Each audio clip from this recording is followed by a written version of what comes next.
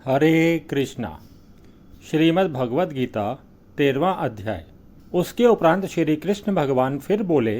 हे अर्जुन, यह शरीर क्षेत्र है ऐसा कहा जाता है, और इसको जो जानता है उसको क्षेत्रज्ञ ऐसा उसके तत्व को जानने वाले ज्ञानी जन कहते हैं। और हे अर्जुन, तू सब क्षेत्रों में क्षेत्रज्ञ अर्थात जीवात्मा भी मेरे को ही जान। और क्षेत्र क्षेत्रज्ञ का अर्थात विकार सहित प्रकृति का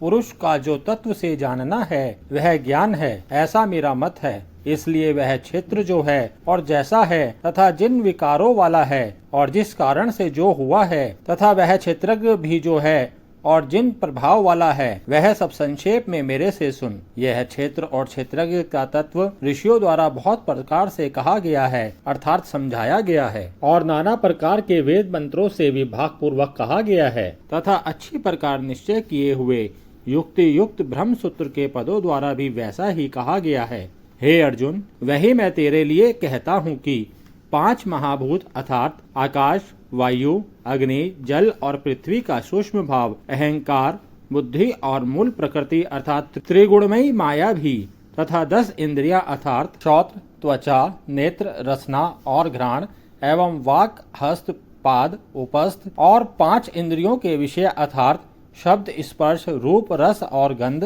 तथा इच्छा, द्वेष, सुख, दुख और स्थूल देह का पिंड एवं चेतनता और धृति, इस प्रकार यह क्षेत्र विकारों के सहित संक्षेप से कहा गया है। हे अर्जुन, श्रेष्ठता के अभिमान का अभाव, दंभाचरण का अभाव, प्राणी मात्र को किसी प्रकार भी न सताना और क्षमा भाव तथा मन वाणी की सरलता, श्रद्धा भक्ति सहित गुरु की सेवा, बाहर भीतर की शुद्धि, अंतःकरण की स्थिरता, मन और इंद्रियों सहित शरीर का निग्रह, इस लोक और परलोक के संपूर्ण भोगों में आसक्ति का अभाव और अहंकार का भी अभाव, एवं जन्म, मृत्यु, जरा और रोग आदि में दुख दोषों का बारंबार विचार करना, पुत्र, स्त्री, घर और धन आदि में आसक्ति का अभाव और ममता का ना होना, तथा प्रिय अप्रिय की प्राप्ति में सदा ही चित्त का सम रहना अर्थात मन के अनुकूल तथा प्रतिकूल के प्राप्त होने पर हर्ष, शोक आदि विकारों का ना होना, मुझ परमेश्वर में एक ही भाव से स्थिति रूप ध्यान योग के द्वारा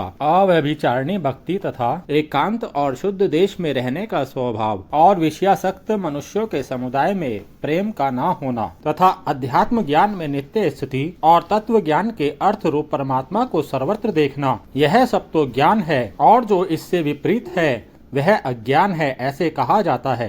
हे अर्जुन, जो जानने के योग्य है तथा जिसको जानकर मनुष्य परमानंद को प्राप्त होता है उसको अच्छी प्रकार कहूँगा। वह आदि रहित परम ब्रह्म अकथनीय होने से न सत्य कहा जाता है न असत्य ही कहा जाता है, परंतु वह सब ओर से हाथ पैर वाला एवं सब ओर से नेत्र, सिर और मुख वाला तथा सब ओर से श्रोत वाला है, क्योंकि वह संसार में सबको व्याप्त करके स्थित है और संपूर्ण इंद्रियों के विषयों को जानने वाला है, परंतु वास्तव में सब इंद्रियों से रहित है तथा आसक्ति रहित और गुणों से अतीत हुआ भी अपनी योग माया से सबको धारण पोषण करने वाला और गुणों को भोगने वाला है, तथा वह परमात्मा चराचर सब भूतों के बाहर भीतर परिपूर्ण है और चर अचर रूप भी वही है, और वह सूक्ष्म होने से अविज्ञेय है तथा अति समीप में और दूर में भी स्थित वही है, और वह विभाग रहित एक रूप से आकाश के सदृश परिपूर्ण हुआ भी चराचर संपूर्ण भूतों में पृथक पृथक के सदृश प्रतीत होता है,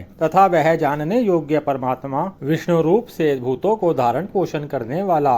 और रुद्र रूप से संहार करने वाला तथा ब्रह्म रूप से को उत्पन्न करने वाला है। वह ब्रह्म ज्योतियों का भी ज्योति एवं माया से अति परे कहा जाता है, तथा वह परमात्मा बहुत स्वरूप और जानने के योग्य है एवं तत्व ज्ञान से प्राप्त होने वाला और सबके हृदय में स्थित है। हे अर्जुन, इस प्रकार क्षेत्र तथा ज्ञान और जानने योग्य परमात्मा का स्वरूप संक्षेप से कहा गया। इसको तत्व से जानकर मेरा भक्त मेरे स्वरूप को प्राप्त होता है। हे अर्जुन,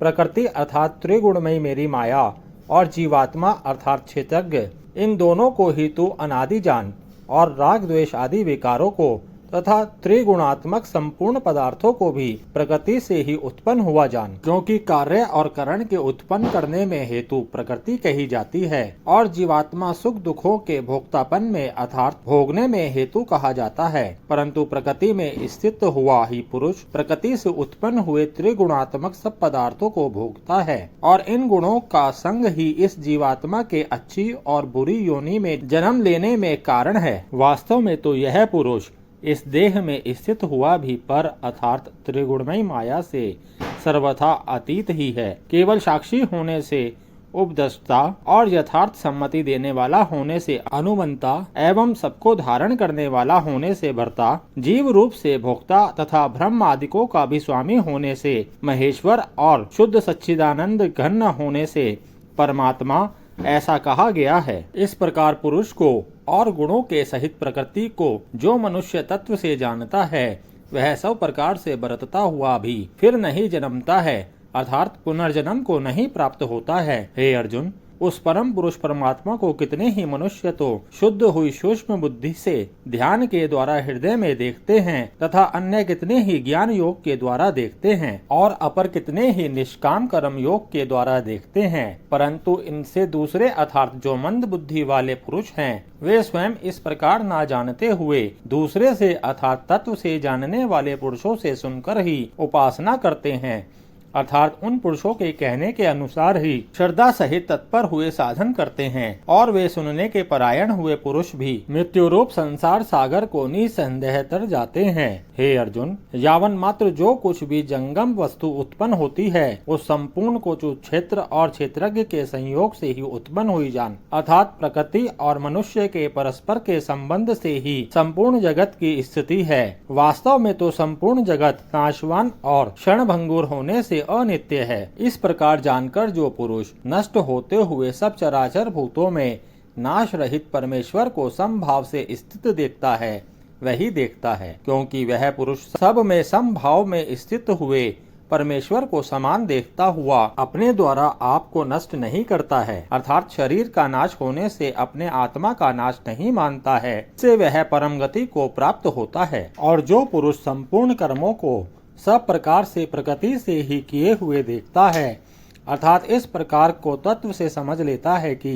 प्रकृति से उत्पन्न हुए संपूर्ण गुण ही गुणों में बरतते हैं अर्थात आत्मा को अकर्ता देखता है वही देखता है। और यह पुरुष जिस काल में भूतों के न्यारे न्यारे भाव को एक परमात्मा के संकल्प के आधार स्थित देखता है तथा उस परमात्मा के संकल्प से ही संपूर्ण भूतों का विस्तार देखता है, उस काल में सच्चिदानंद घन ब्रह्म को प्राप्त होता है। हे अर्जुन, अनादि होने से और गुणातीत होने से यह अविनाशी परमात्मा शरीर में स्थित हुआ भी वास्तव में ना करता है और ना लिपायमान होता है। जिस प्रकार सर्वत्र व्याप्त हुआ भी आकाश सूक्ष्म होने के कारण लिपायमान नहीं होता है, वैसे ही सर्वत्र देह में स्थित हुआ भी आत्मा गुणातीत होने के कारण देह के गुणों से लिपायमान नहीं होता है। हे अर्जुन, जिस प्रकार एक ही सूर्य इस संपूर्ण ब्रह्मांड को प्रकाशित करता है, उसी प्रकार एक ही आत्मा संपूर्ण क्षेत्र को प्रकाशित करता है अर्थात नित्य बोध स्वरूप एक आत्मा की ही सत्ता से संपूर्ण जड़ वर्ग प्रकाशित होता है। इस प्रकार क्षेत्र और क्षेत्रज्ञ के भेद को तथा विकार सहित प्रकृति के छूटने के उपाय को जो पुरुष ज्ञान नेत्रों के द्वारा तत्व से जानते हैं वे महात्मा जन पर ब्रह्म परमात्मा को प्राप्त होते हैं। इति श्रीमद् भगवद गीता रूपी उपनिषद एवं ब्रह्म विद्या तथा योग शास्त्र विषयक श्री कृष्ण और अर्जुन के संवाद में क्षेत्र क्षेत्रज्ञ विभाग योग नामक 13वां अध्याय। हरे कृष्णा।